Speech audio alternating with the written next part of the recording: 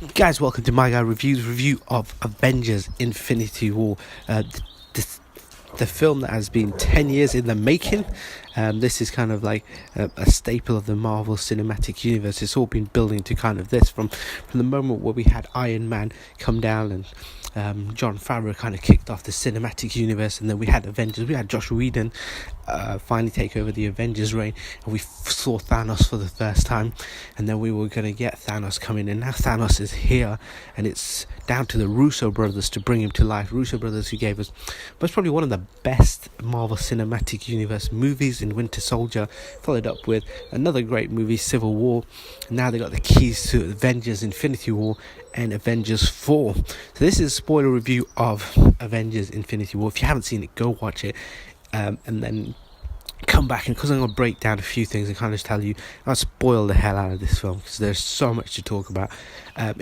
It's going to be opening with like a 200 million plus opening box office weekend. It could go as high as kind of Star Wars money as well. It's great, but you'll have to see how it kind of picks up for the next week. Can it do Black Panther money?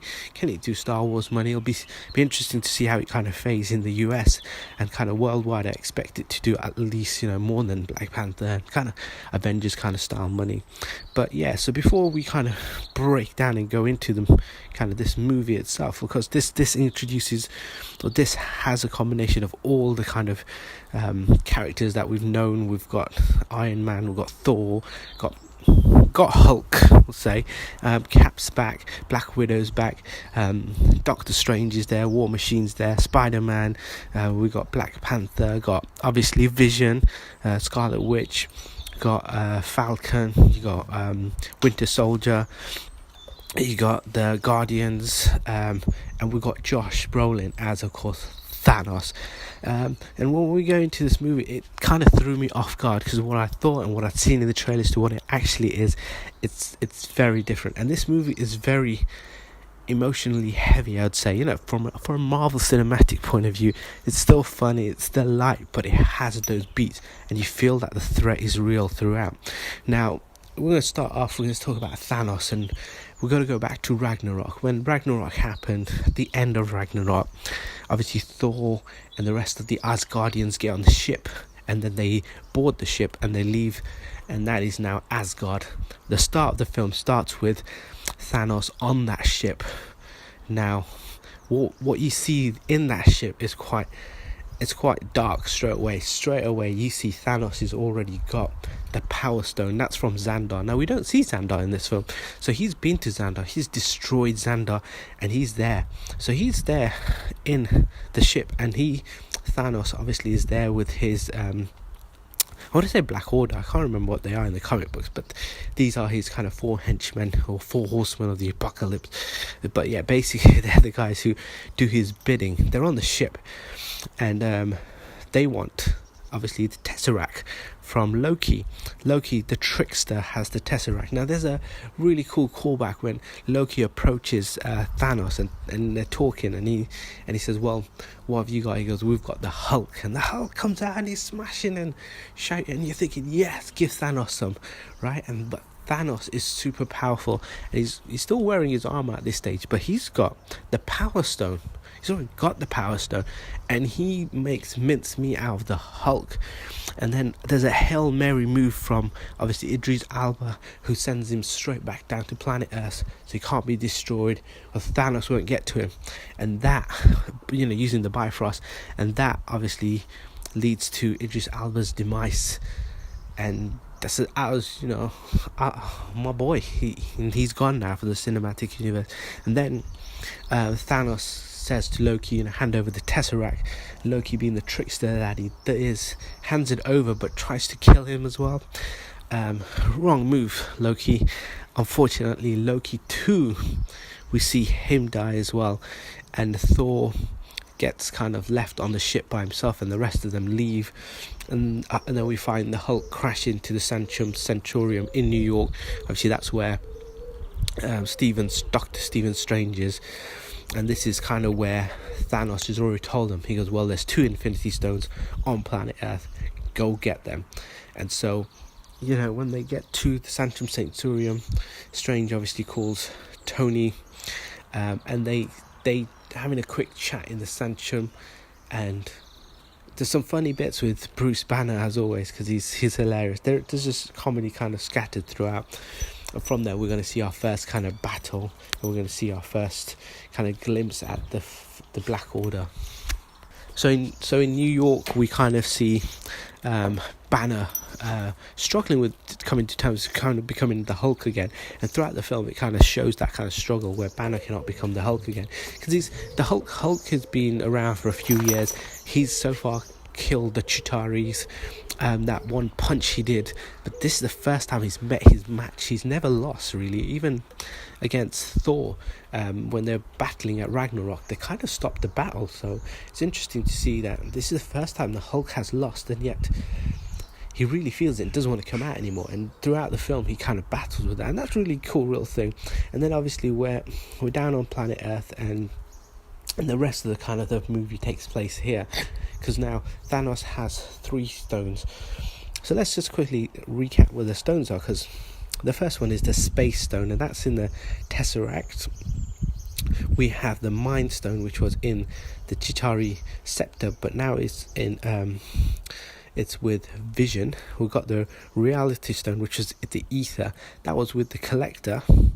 The Collector had the orb, and then you got the Time Stone. So Time Stone is what he wants, and he wants the Mind Stone. And the one stone that's missing from the universe is the Soul Stone, and that's revealed in this film where it is. And that's again another touching kind of moment. This whole movie has a lot of kind of touching beats where even Thanos' story and backstory is kind of explained as to why and what his thinking is, and why he wants to wipe out half the universe's population. The means don't justify the end, basically. But you do feel for him. I felt for him, and I think everyone did. But Thanos has a reason for why he wants to do what he wants to do. When he comes down and they actually battle Thanos, and Josh Brolin, he's amazing. His voice is incredible. The mocap is brilliant. I mean, this is the one thing that I was missing with Steppenwolf. Steppenwolf looked visually great, but his face was all over the place because he's CGI. They should have mocapped him, and it would have worked. And here it does work, and looks amazing. Josh Brolin looks great. His threat is real, and the Black Order as well.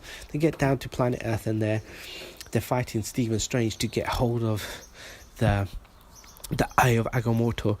And the two who come down, they are even Dr. Stephen Strange, Tony Stark, they struggled against beating those guys, and they really did. And finally the ship comes down, and kind of Peter swings into action, and they all get on the ship and they head up, and it takes all of them to kind of take them down. And that's what this film's all about. Like, it's not these individual Avengers kind of doing or taking out one Black Order person at a time. It takes a team of them to take these guys out, because these are Thanos' go-to people, and he sends them down to get Visions. And you see this big battle between Scarlet Witch and Vision, and they're trying to take kind of the Mind Stone from him.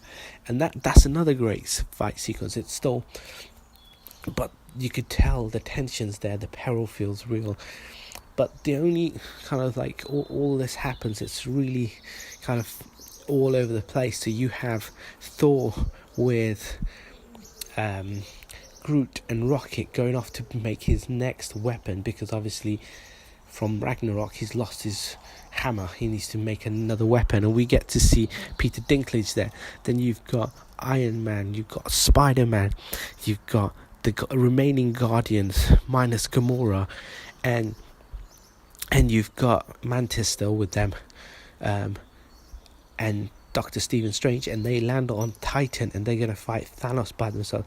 Then you go back to planet Earth, and you're in Wakanda, and we've got M'Baku, we've got Black Panther, Black Widow, Cap, Bucky, Falcon, War Machine, and Oku's there as well, and you've got Scarlet Witch, Vision, and the Avengers have been split apart, and they're fighting Thanos in different fronts. Thanos, obviously, there's a great bit before Thanos kind of fights against him, where Stephen Strange is sat and he's kind of working out the permutations. The one time he uses the Eye of Agamotto himself, and he sits down and he goes, "Oh, I've seen millions of different permutations, and all of them we lose except one. But when he says that, you can feel that with a heavy heart. Even that one time when they do win, there's a lot of loss, or there isn't. It's not a good kind of win. It's just a win. Maybe they scrape by. And so when Thanos attacks Dr. Stephen Strange, and you have this moment where Peter Quill's attacking him, you've got Spider-Man's there, Iron Man's there, Stephen Strange there, Drax is there, Mantis is there. It takes them all to kind of take him down, or kind of slow him down a little. In that moment, you get the feel that this guy is a real threat, because it takes so many Avengers to kind of just get any kind of damage or anything done to him. So it's incredible to see how strong Thanos is, but he's also so calculated as well in what he's been doing, because he's got hold of the Power Stone first, and then he's worked his way around. But before all of that, he does goes to see the Collector, and this is when we get to see one of the stones, and the stones finally get to see some of the stones in action. Obviously we've seen the Eye of Agamotto, we've seen time being used a lot, but finally we get to see one of the other ones, and you go to see the Collector, and he's threatening the Collector, and it seems like Thanos is going to get the Infinity Stone. Gamora steps in, and she stabs him, and what he does, he just clips his fingers, and the reality of where they are and what it is looks incredible. And then obviously Peter's been entrusted with, if he gets hold of me or anything happens, you need to kill me. That's what Gamora says, because she knows a secret, but she can't tell him that secret, and that secret is a massive secret, and that is, where is the Soul Stone? She knows where it is. So she said, if I get captured by him, you need to just kill me, because that's it, because Thanos will get hold of it. And then he pulls out his weapon, and you got this moment where I think I really felt for it, because Peter was about to shoot, and Peter does shoot her, but Thanos turns that into, again, the reality, so changes the weapon. And then we see Nebula being tortured, and that's when kind of Gamora gives in and says, okay, look, you can have whatever you want, just don't leave her alone. And so they go off, and then we get onto this planet where we finally see what happened to Red Skull. Even that's revealed, which was really cool. I thought it looked like death, and I was so excited that maybe Hela's death in this, but no, it was Red Skull, and Red Skull explains what the Soul Stone is, how you can get the Soul Stone, but he can't get any more stones because of what he did. So obviously Thanos is there, and he has to give up a sacrifice, something he loves, and he's obviously there with his daughter Gamora, his stepdaughter, adopted daughter. It's still his daughter, it's the one he loves. He doesn't love Nebula nowhere near as much, and he pushes her over the cliff edge, and she falls to her death. And again, it's one of those it's one of those shock moments, really. But you also see Thanos crying, and Thanos feels it. I could see that, he does. But he wanted the Soul Stone, because what he thinks he's doing is right, and so he gets that stone. And this is when we go back to Titan, and they're fighting against him, and they're finally almost about to get the glove off, and then Peter Quill goes, "What happened to Gamora?" And he realizes that Thanos may have killed Gamora, and he goes ape. He goes crazy and starts smashing his head in. They're about to take the glove off, and then they do take the glove off. No, they don't take the glove off. He grabs the glove, he destroys all of them, and then he puts a spear through Tony Stark. And then at that point, Doctor Strange sacrifices the Eye of Agamotto. But before doing so, there's two kind of key things happens. Thanos says, "Why didn't you use your greatest weapon?" And it made me think, because Stephen Strange sat down there, and he's thinking about all the various permutations, what could have happened, what may have happened, and maybe the one permutation where they do win is the one where he didn't use the weapon, and he actually hands it over as a kind of more of a sacrifice for Tony Stark. But also at the end of that, and he hands it over, Tony says, "You shouldn't have done that," and he said, "Well, we're in the end game now." So this could be the one of all the permutations that he was thinking about. This is the end game. Maybe the next Avengers film is called The End Game, but we'll have to wait and see. But that to me just felt like Stephen Strange had thought about what he was doing, and this is what's going to happen, and there's a reason for that to happen. Now with Thanos, with almost all of the stones in his hand, he needs visions, the final kind of stone. We go back to Wakanda, huge battle happening. He's kind of left the guys, the Guardians and the rest of them up there, and he goes down and he goes to planet Earth. Now he appears and he wants Vision Stone. He fights Cap, he fights the rest of them, he pretty much just minces them up. And then Scarlet Witch has to do that thing where she has to sacrifice Vision to save the universe, and so she does just that. She kills Vision, she takes the stone out of his head, and Thanos understands it. He says, and you can see why he did that. And so what he does, he uses the Eye of Agamotto, he brings back Vision, and again we get to see the stones in action. And then he takes the thing off Vision's head, beats Scarlet Witch down, and then the last glimpse he clips his fingers, and that's when the film kind of ends with everyone kind of, half of the world's universe's population just disappearing. Bucky disappears, even Black Panther disappears. You got Tony's left by himself because Peter Quill went, Drax went, Mantis went, Strange went, Spider-Man went, and you've got pretty much the core Avengers. That's all that's left. You had Cap, I think Black Widow was around, and Iron Man's around, Bruce Banner's still there. It's pretty much bare bones. So at the very end, he's done what he wanted. He comes up and he looks at the sky and he's happy and he almost smiles like he's done what he wanted. He believes what he's done. This whole mass genocide, in his eyes and his mind, that is the right thing, which is not, obviously, because he's killed so many people to kind of achieve this goal of his. So the movie ends there with this huge kind of cliffhanger, like what's happening next? And we haven't seen Captain Marvel, of course. That's in the post-credit scene where she'll appear and what part she will kind of take in this whole kind of part 2 of the Avengers kind of scenario. Also kind of when the movie ends, we've got Tony left on Titan by himself, so he needs to come back down. He doesn't have a clue what's gone up down there, but when he holds Spider-Man and you can see that kind of emotional thing between the two of them when he disappears, and that's really sad as well. And it's great to see that, because we've always felt that the cinematic universe hasn't had that.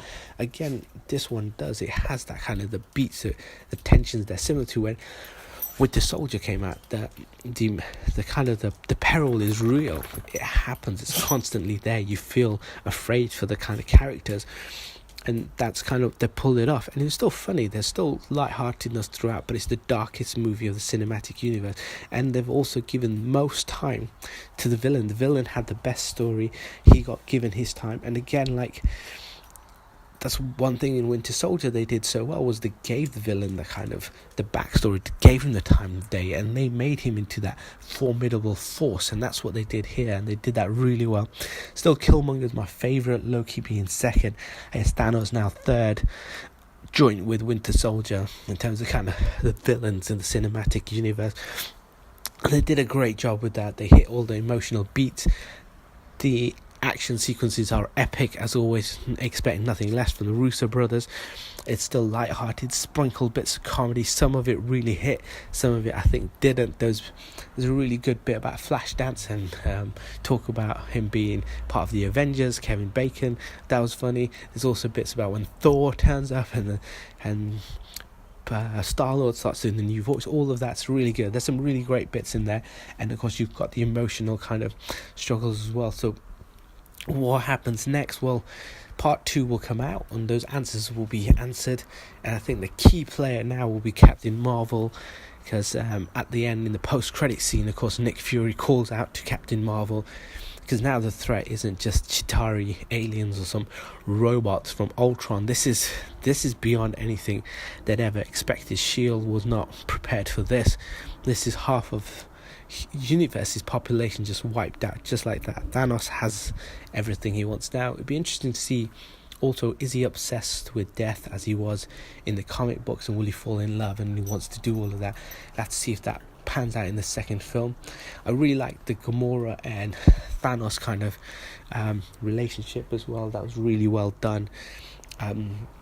Thanos' motivations were pretty clear. They were quite standard, but they were good. Also, from the trailers and what I thought the film would be, it's very different. You know, we have the Avengers, we have them broken up, they're doing their thing and they're all coming together, but in pockets, which was really good as well.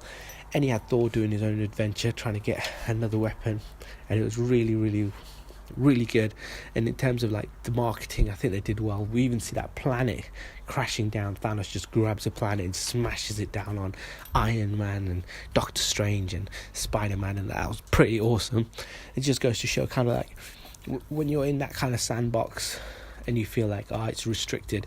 Well, no, if you give the keys to the right people, if you like Watiki, you've given it to Ryan Coogler, even Patty Jenkins, you give it to the Russo brothers, they will deliver. These people are incredible, and this is where the cinematic universes are going next. You've got a great director with Captain Marvel coming next. You've given the keys to Matt Reeves, James Wan. These guys will, even though you're in your own sandbox, you're going to produce something special, and this is what this is.